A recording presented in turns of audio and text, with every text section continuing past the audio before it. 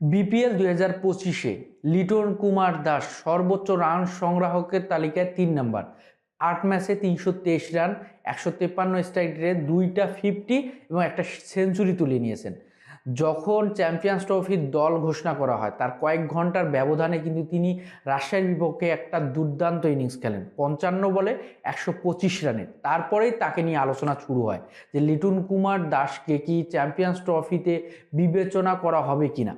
এবং সিলেট পর্বে তিনি যেভাবে শুরুটা করেন, কামব্যাক করেন, ঢাকা পর্বে তিনি যেভাবে একদম নিষ্ক্রিয় ভূমিকায় ছিলেন, তারপরে যখন তাকে নিয়ে সমালোচনা শুরু হয়, সিলেট পর্বে যখন সেঞ্চুরিটার মাধ্যমে তিনি আবার আলোচনার জায়গায় ফিরে আসেন, তারপরে যখন চ্যাম্পিয়ন্স ট্রফির দলে তাকে জায়গা না নিয়ে এক প্রকার আলোচনা চলে গণমাধ্যম কর্মীদের মধ্যে, চট্টগ্রাম পর্বে যখন তাকে দর্শকের কাছে ভুয়া ভুয়া ধ্বনি শুনতে হয়, এটা সত্যিকার অর্থে যখন এটাকে নিয়ে অনেক বেশি আলোচনা হচ্ছিল যে তাকে অসম্মান করা হচ্ছে কিনা, তিনি সেটাকে কীরকমভাবে রিসিভ করতে পারবেন।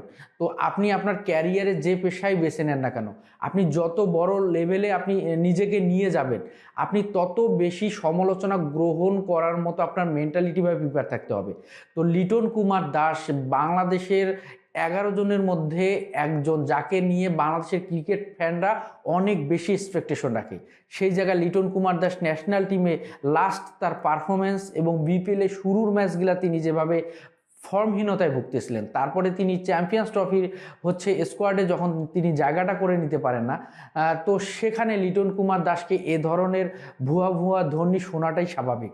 এবং সেখান থেকে তিনি যে কষ্টটা পেয়েছেন, সেখান থেকে তিনি যে তার ভুলগুলা বুঝতে পেরেছেন, সেখানে তিনি ক্রিকেটে যে ধরনের সমস্যাগুলা তিনি রান করতে পারতেছেন না, রান খরায় ভুগতেছেন, সেই স্ট্রেংথটাকে বাড়িয়ে তিনি যদি আবার কামব্যাক করতে পারেন, সেই শক্তিটা কিন্তু তিনি যদি ফিরিয়ে আনতে পারেন, তিনি সেই লিটন কুমার দাসের যে ক্লাসটা আছে সেই ক্লাসটাকে যদি ফিরিয়ে নিয়ে আসতে পারেন, তাহলে লিটন কুমার দাসকে, আজকে যে লিটন কুমার দাসকে ভুয়া ধ্বনি শুনতে হচ্ছে, সেই লিটন কুমার দাস কিন্তু আগামীকালকে লিটন কুমার দাসকে কিন্তু নিয়ে সবাই বুকে আগলে রাখবে, সবাই মাথায় তুলে নাচবে।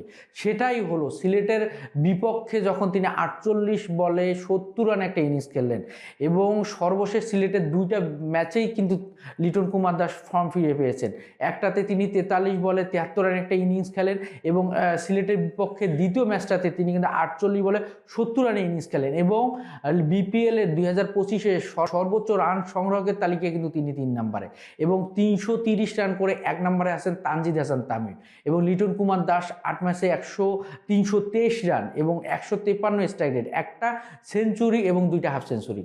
তো সেটাকে আপনি কিন্তু ইগনোর করতে পারবেন না। যে আর সামনে যে কয়েকটা ম্যাচ আছে ঢাকা ক্যাপিটালস, যদিও ঢাকা ক্যাপিটালস পয়েন্ট টেবিলে তলানিতে হয়তো বা সুযোগ খুব বেশি আছে এমনটাও না, কিন্তু সামনে যে কয়েকটা ম্যাচ আছে সেখানে কিন্তু ঢাকা ক্যাপিটালসকে অবশ্যই জয় তুলে নিতে হবে, তাহলে হয়তো বা টুর্নামেন্টে টিকে থাকার মতো একটা অবস্থান তৈরি করতে পারে। টেবিলের কিন্তু 6 নম্বরে অবস্থান করে তো ঢাকা ক্যাপিটালস ফিরে আসবে, এবং লিটন কুমার দাস যে ফর্মহীনতা সেটাও তিনি ফিরে পাবেন ফর্মটা, এবং লিটন কুমার দাসকে চ্যাম্পিয়ন্স ট্রফির স্কোয়াডে আবার তাকে বিবেচনায় আনার মতো সেই ফর্ম মানে পারফরমেন্সটা তিনি কিন্তু করে যাবেন।